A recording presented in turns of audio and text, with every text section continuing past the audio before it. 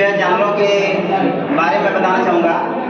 तो सबसे पहले जो एक बहुत ही पुरानी कहानी है और उसमें होता क्या है कि एक हाथी होता है जंगल में, बहुत ही ताकतवर, बहुत ही तेज, जब चाहे किसी भी पेड़ को उखाड़ फेंकता था और वो समझता था सबसे तेज मैं ही हूँ, सबसे ताकतवर मैं ही हूँ। उसके बाद फिर एक बंदर आता है और वो कहता है कि मैं सबसे फुर्तीला हूँ, मैं जब चाहूँ जिस पेड़ पर छलांग लगाकर चढ़ सकता हूँ।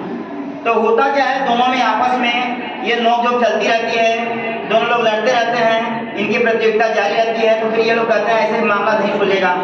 सुलझाने के लिए मामला हम लोग जंगल के राजा शेर के पास चलते हैं। जब ये दो लोग जंगल के राजा शेर के पास जाते हैं तो राजा ने कहा कि इसका फैसला इस बात से नहीं होगा, क्योंकि जो है दोनों के दोनों लोग, एक फुर्तीला है तो एक ताकतवर है, तो इस तरह से इसका फैसला तभी होगा।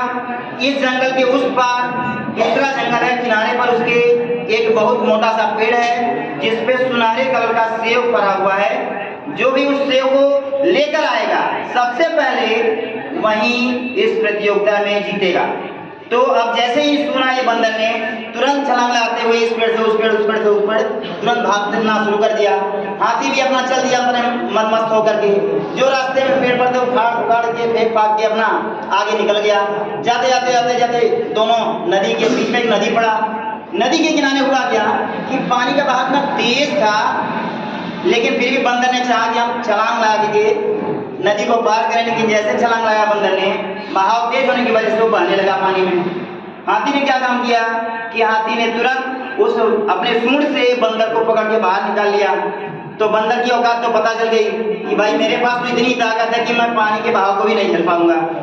तो फिर हाथी, ये बंदर बोला कि हाथी आप ही आगे जाइए और उस सेब को तोड़ के ले आइए जिससे कि आप जीत जाएं इस प्रतियोगिता में।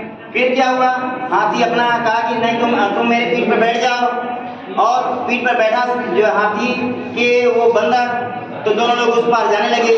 अब हाथी तो पानी में आराम से चला गया। फिर हुआ क्या, जैसे उस पार गया, पेड़ इतना मोटा था, इतना मोटा था, इतना मोटा था कि अपना हाथी पूरा जोर लगा दिया, लेकिन एक भी सेब नहीं गिरा। अब फिर हाथी भी परेशान कि अब सेब गिरे तो कैसे गिरे। तो उसने फिर रिक्वेस्ट किया बंदर से कि भैया बंदर आप ही जाओ चढ़ के एक सेब तोड़ के ले आओ। फिर बंदर गया, उस हाथी जो है सेब के पेड़ पर चढ़ा, वहां से एक सेब तोड़ा और फिर दोनों वापस उसी नदी से पार करते हुए वापस राजा के पास आए। राजा को सेब दिए। जब राजा को सेब मिला, राजा